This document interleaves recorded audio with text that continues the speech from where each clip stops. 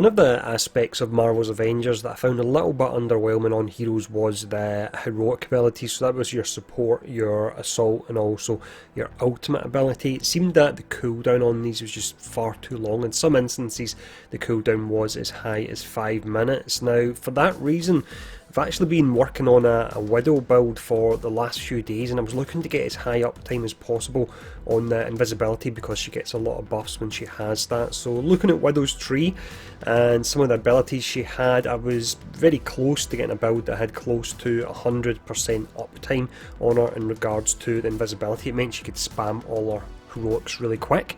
On the back of this, I wondered what I could actually do with 4, because 4 has an ability that provides his allies with 12 seconds of invulnerability. If you can get that low, how powerful would that actually be? So I was working on that as well. And then today on Reddit, there's someone that's actually got a YouTube channel called Tricks Ridiculous. I know the person. Make sure to check out their channel because it is really good, but they actually come up with something very similar to what I was working on for 4 and Black Widow for Captain America as well. He's probably arguably the strongest one that you can run this particular setup with, but it's all about using certain abilities in a particular order, and it allows you to really pull down the cooldown on your heroics, and with certain heroes when you can do that, it is close to being game breaking. Now, just to give you an example of what you can actually get then with the 6 different heroes if you look to do this, and this will work on all 6 different heroes. It is more effective in 1 or 2, but it will work on all of them. So firstly we have 4. I've already touched on the fact he's got the 12 seconds of invulnerability via his support heroic. You can actually get an item that puts that by another 3 seconds, which is pretty amazing. For Miss Marvel, you basically will have endless heals with her, and I think you could probably have 100% uptime on Embiggen as well, so that would be pretty amazing. It would be awesome to see as well. For Captain America, he is the strongest character. You've got the taunt you can get via his support, but his ultimate ability, Brooklyn Brawler, you can actually keep that up near enough 100% of the time, and the damage he puts out with it is really pretty amazing. We have Widow, the one I was working on, so we have the invisibility, and you also have the damage buff for her that comes via her ultimate ability. For Hulk, we have the damage buff you get via Bone Shaker, and you have the fact that via Bone Shaker you get the taunt as well. And then Iron Man, I would say, is probably the weakest of the lot in regards to being able to spam or use his abilities is quick. You've got, from a utility perspective, you've got the bubble shield that you can actually put up on his support. Of course you can do other things like call in your Hulk Buster more often and get higher uptime in it, and also have your Unibeam more often, but from a utility perspective to help out your teammates, you've got the bubble shield there. So what I'll actually do in this video is I'll very briefly just show you the general direction you want to go in heroes to actually do this, but over the course of the next few days, once I max out all the heroes, I've currently maxed out 4 in Black Widow, but once I max them all out, I'll look to do an in-depth video actually running over everything you want to use, and I'll hopefully try and get some gear pieces in that time as well that will complement the builds to show them off. But let me actually show you the general direction you'll want to be going to set this up.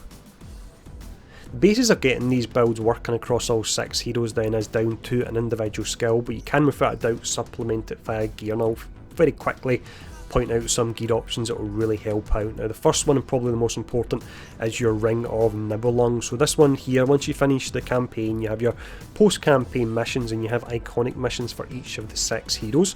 Once you finish that, you'll unlock the Ring of Nibelung at level 1, which is what you actually unlock it at. You get the Bountiful perk. This one increases the amount restored by all orbs, so that will increase the amount that heroic orbs actually give you.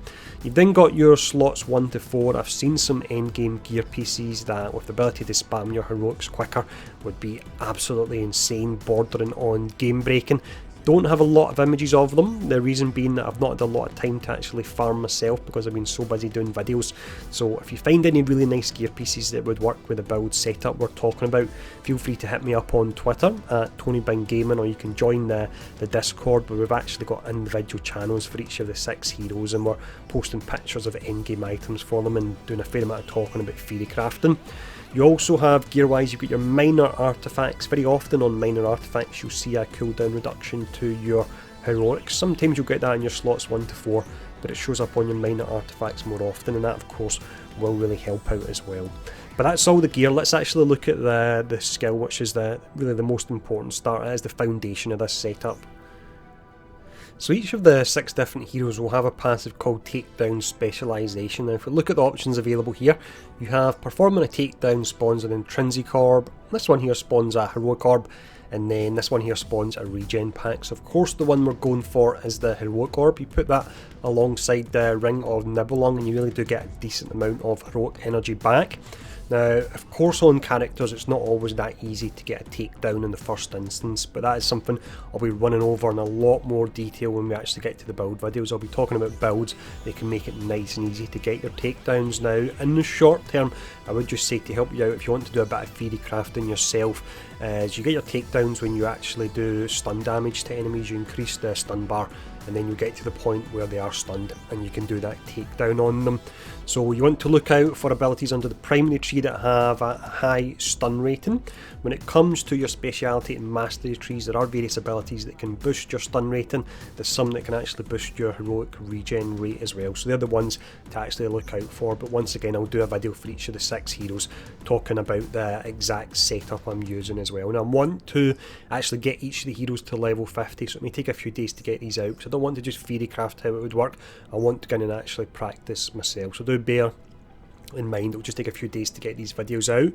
Now just to finish up anyway, I've got some Captain America gameplay. We showed some at the start there, but we've got some more gameplay. He is only around about level 30, but even at that he is completely smashing the harm stage we're running through. It's harm stage number 5 actually, and he doesn't really have any decent gear on him at all, but he's completely smashing it. So enjoy this gameplay. Once again, if you find any nice gear, feel free to hit me up on Twitter at TonyBinGaming or join the Discord, and thanks for tuning in. Stay safe and I'll see you all again soon.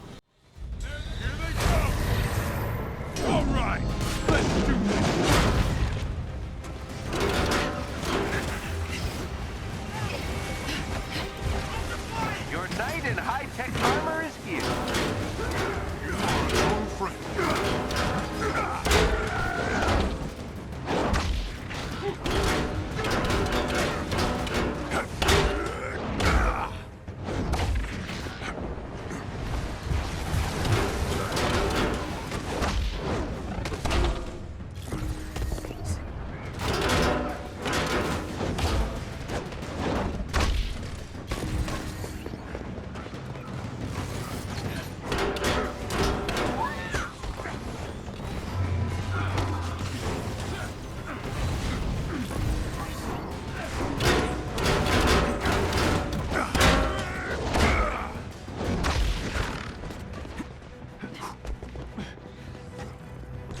Enemy unit spotted.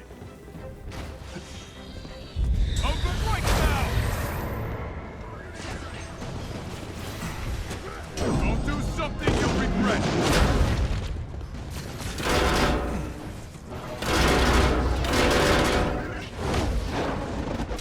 Had to have. Not all at once.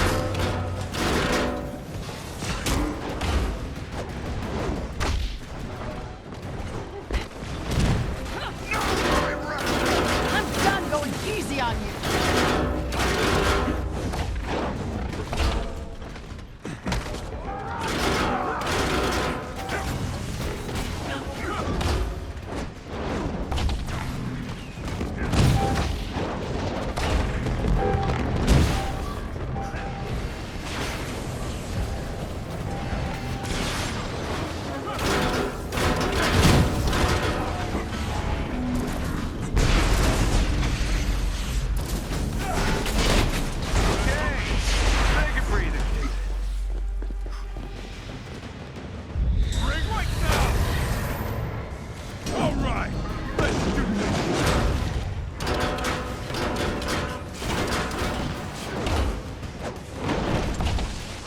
Another bad guy.